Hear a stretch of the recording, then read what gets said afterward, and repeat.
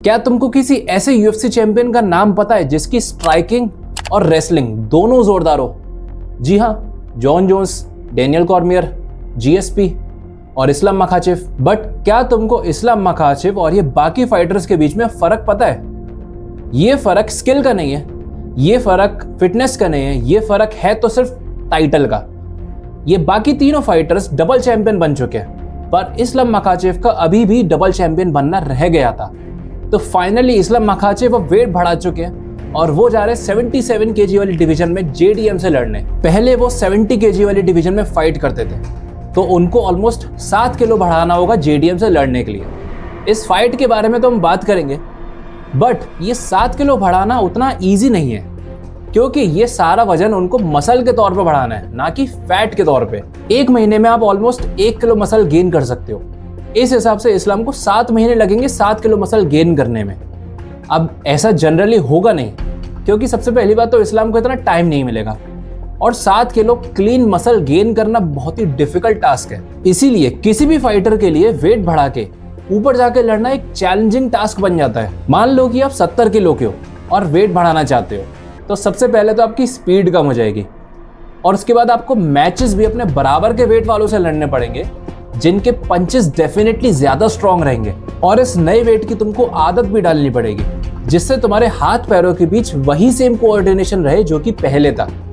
क्योंकि एमएमए जैसे स्पोर्ट के अंदर अगर तुम्हारी जरा सी भी फॉर्म बिगड़ती है, तो तुम्हारा ओपोनेंट इस चीज का फायदा उठा के तुम्हें तुरंत नॉकआउट कर सकता है। अब इस्लाम के जो ये ओपोनेंट है जेडीएम, ये शुरुआत से ही 77 किलो पे खेलते आ रहे हैं, तो उनको पता है कि इतने वेट को कैसे कैरी करना होता है। हो सकता है इस्लाम मखाचेव इतना वेट पहले कर चुके हों, पर इस वेट पे फाइट वो प्रॉपर तरीके से पहली बार करेंगे। लेकिन हम यहाँ पे बात कर रहे हैं द इस्लाम मखाचेव की। अभी तक ऐसी कोई चीज रही नहीं है जो कि इनके लिए इम्पॉसिबल रही हो करना। उन्होंने चार्ल्स को उनके ही गेम में हराया था, उन्होंने डस्टिन पोरियर को उनके ही गेम यानी कि बॉक्सिंग में हराया था। तो वेट बढ़ा के जेडीएम को हराना भी पॉसिबल है। मुझे 2 चीजें नजर आ रही है जिसका जेडीएम यूज कर सकते हैं इस्लाम मखाचेव के अगेंस्ट। सबसे पहली चीज, उन्होंने जस्ट अभी बिलाल मोहम्मद को हराया।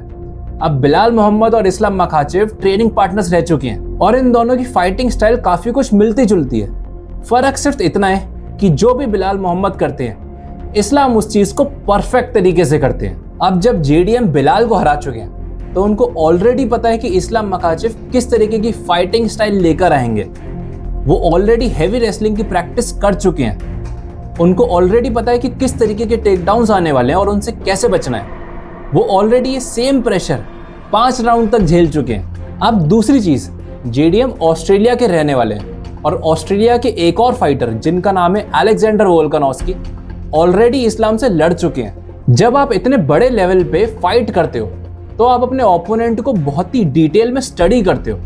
आपका पूरा ट्रेनिंग कैंप आपके ओपोनेंट की फाइट वीडियोस 1000 बार देखता है और उसको कॉपी करने की कोशिश करता है। अब अलेक्जेंडर ऑलरेडी इस्लाम से लड़ चुके हैं, तो उनको बारीकी से पता है कि इस्लाम किस तरीके का फाइटिंग पैटर्न यूज करते हैं, और जेडीएम ने भी कह दिया है कि वो अलेक्जेंडर के पास जाने वाले ट्रेनिंग के लिए। तो ओवरऑल जेडीएम कंप्लीटली प्रिपेयर हो चुके होंगे इस्लाम से मैच के लिए, और फर्क सिर्फ इतना सा रह जाएगा कि वो अपने रेसलिंग डिफेंस को कितना और ज्यादा स्ट्रॉन्ग कर पाते हैं। अगर तुम मुझसे पूछो तो मुझे ये फाइट पूरी तरह डस्टिन वर्सेस इस्लाम के जैसी होती हुई नजर आती है।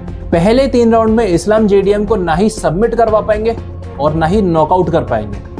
बहुत ज्यादा स्ट्राइकिंग होगी इस मैच में, बहुत तोड़फाड़ होगी, और 3 राउंड के बाद शायद इस्लाम जेडीएम को सबमिट करके जीत जाएंगे। जी हाँ, मुझे अभी भी लगता है कि इस्लाम ही इस मैच को जीतेंगे, पर बहुत मुशक्कत के बाद। तुम्हारे हिसाब से इस मैच में किसके जीतने के चांसेस ज्यादा हैं? कमेंट्स में बताओ। वीडियो अच्छी लगी हो तो लाइक कर देना, चैनल पे नए हो तो सब्सक्राइब कर देना। See you in the next video.